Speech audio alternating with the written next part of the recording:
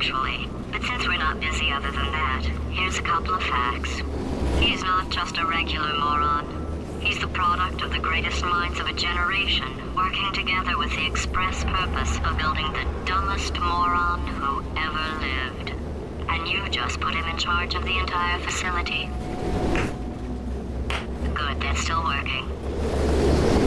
Hey, just in case this pit isn't actually bottomless, do you think maybe you could unstrap one of those long fall boots of yours and shove me into it? Just remember to land on one foot.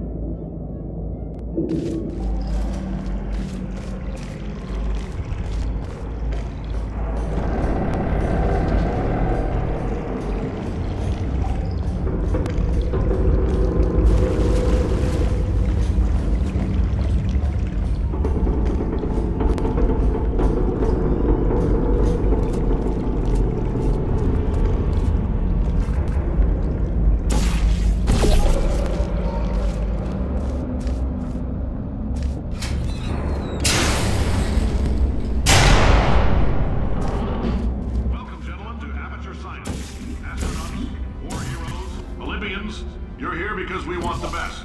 And you are it. So, who's ready to make some science? I am. Now, you already met one another on the limo ride over, so let me introduce myself. I'm Cave Johnson. I own the place. That eager voice you heard is the lovely Carolyn, my assistant. Rest assured, she has transferred your honorarium to the charitable organization of your choice. Isn't that right, Carolyn? Yes, sir, Mr. Johnson. She's the backbone of this facility. Pretty as a postcard, too. Sorry, fellas. She's married. To science. There's 1,000 tests performed every day here in our enrichment spheres. I can't personally oversee every one of them, so these pre-recorded messages will cover any questions you might have and respond to any incidents that may occur in the course of your science adventure. Your test assignment will vary depending on the manner in which you have bent the world to your will. Those of you helping us test the repulsion gel today, just follow the blue line on the floor. Those of you who volunteered to be injected with praying mantis DNA, I've got some good news and some bad news. Bad news is we're postponing those tests indefinitely. Good news is we've got a much better test for you, fighting an army of mantis men. Pick up a rifle and follow the yellow line. You'll know when the test starts.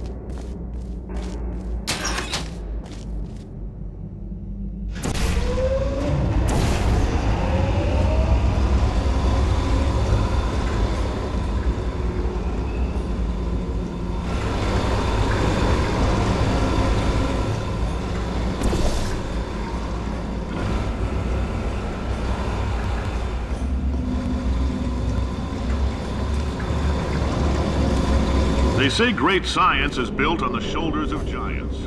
Not here. At Aperture, we do all our science from scratch. No hand-holding.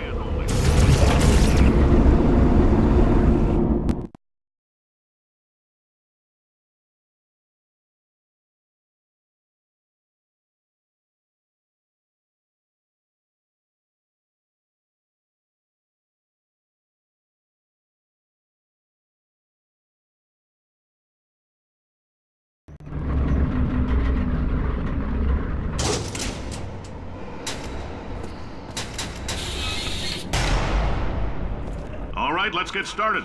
This first test involves something the lab boys call repulsion gel. You're not part of the control group, by the way. You get the gel. Last poor son of a gun got blue paint. All joking aside, that did happen. Broke every bone in his legs. Tragic, but informative.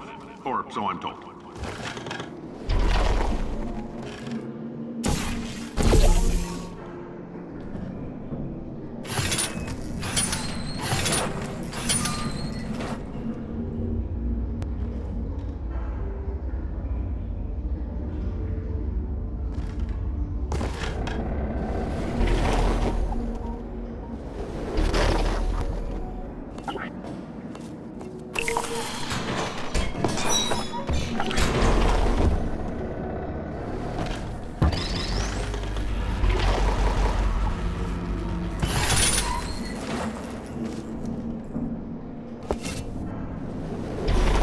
The lab boys just informed me that I should not have mentioned the control group.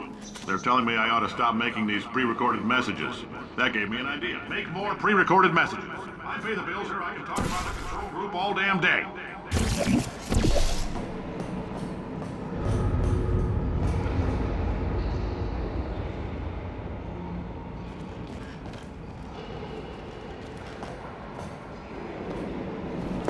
For this next test, we put nanoparticles in the gel. In layman's terms, that's a billion little gizmos that are going to travel into your bloodstream and pump experimental genes and RNA molecules and so forth into your tumors. Now, maybe you don't have any tumors. Well, don't worry. If you sat on a folding chair in the lobby and weren't wearing lead underpants, we took care of that too.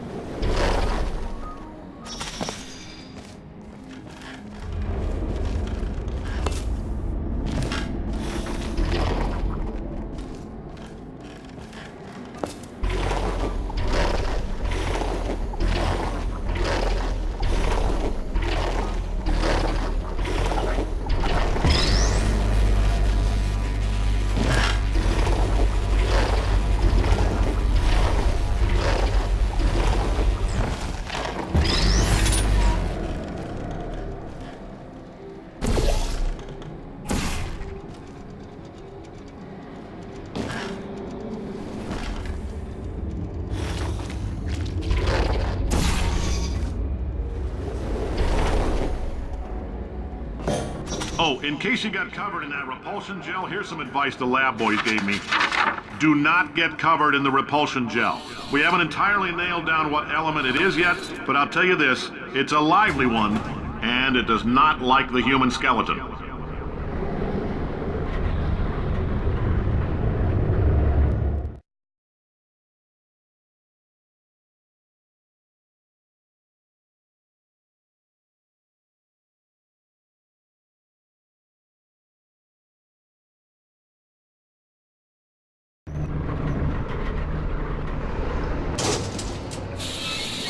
All these science spheres are made of asbestos, by the way. Keeps out the rats.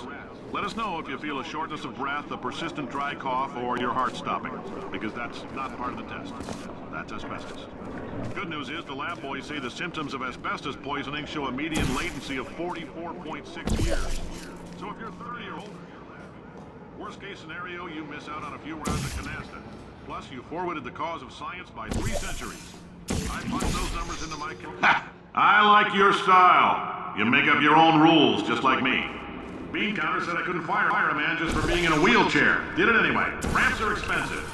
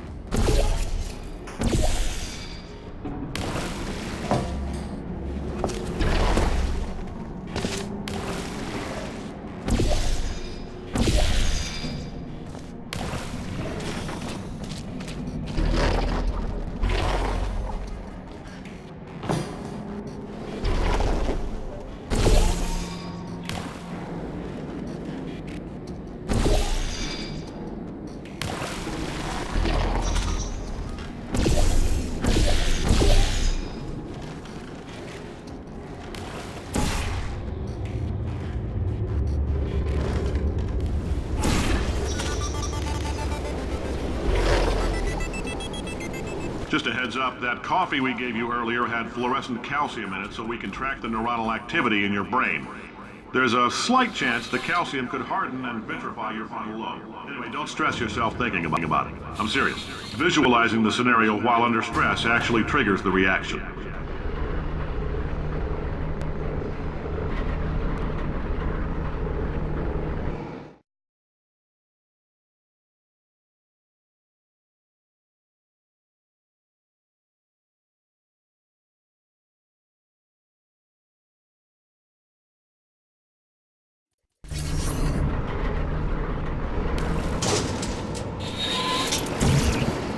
Now, if you're part of control group Kepler-7, we implanted a tiny microchip about the size of a postcard into your skull. Most likely you've forgotten it's even there. But if it starts vibrating and beeping during this next test, let us know.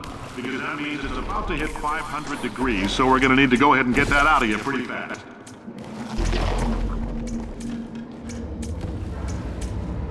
I'm telling them, keep your pants on.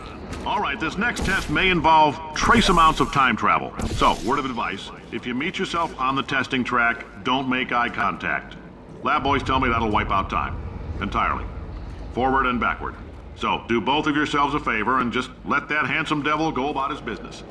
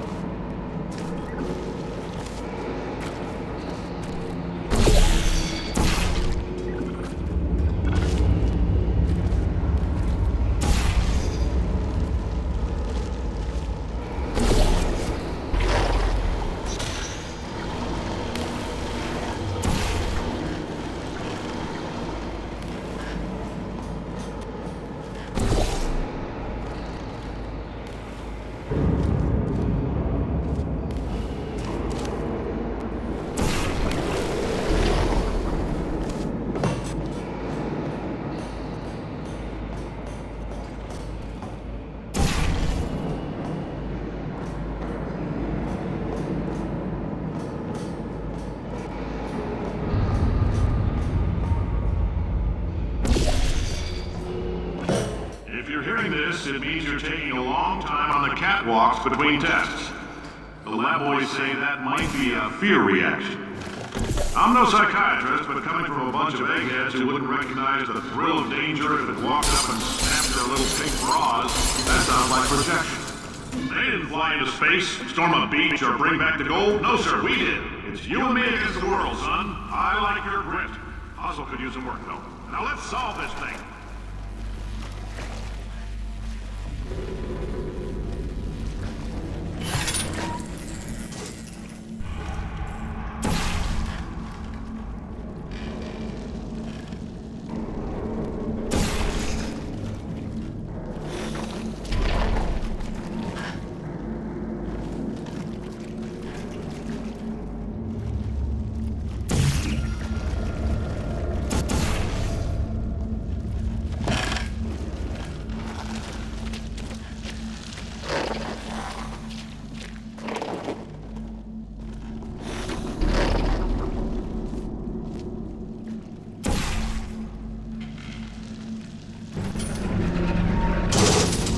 Science isn't about why, it's about why not. Why is so much of our science dangerous?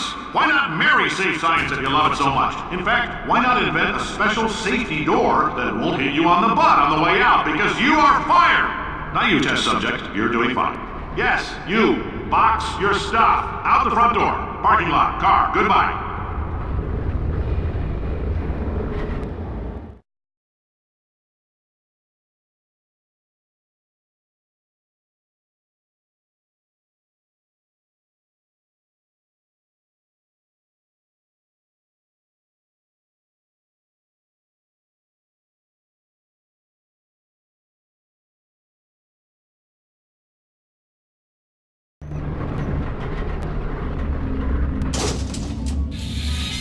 Congratulations! The simple fact that you're standing here listening to me means you've made a glorious contribution to science.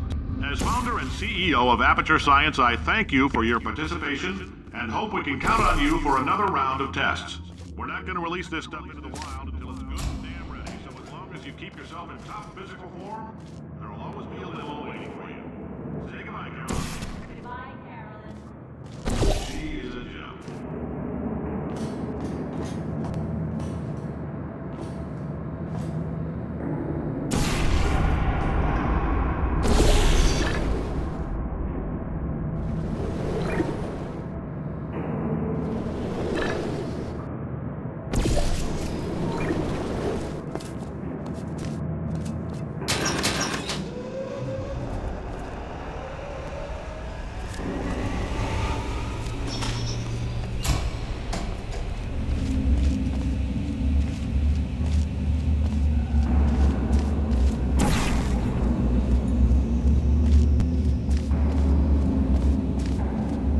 Greetings, friend. I'm Cave Johnson, CEO of Aperture Science. You might know us as a vital participant in the 1968 Senate hearings on missing astronauts. And you've most likely used one of the many products we invented, but that other people have somehow managed to steal from us. Black Mesa can eat my bankrupt... Oh, hi. Say, you're good at murder. Could you... Oh, thanks. Did you feel that? That idiot doesn't know what he's doing up there. This whole place is going to explode in a few hours if somebody doesn't disconnect him. I can't move, and unless you're planning to saw your own head off and wedge it into my old body, you're going to need me to replace him. We're at an impasse. So what do you say? You carry me up to him and put me back into my body, and I stop us from blowing up and let you go. You stabbed me. What is wrong with you? Hold on. Do you have a multimeter? Never mind. The gun must be part magnesium. It feels like I'm outputting an extra half a volt. Keep an eye on me. I'm going to do some scheming. Here I go. Whoa, where are we? How long have I been out? That extra half volt helps, but it isn't going to power miracles. If I think too hard, I'm going to fry this potato before we get a chance to burn up in the atomic fireball that little idiot is going...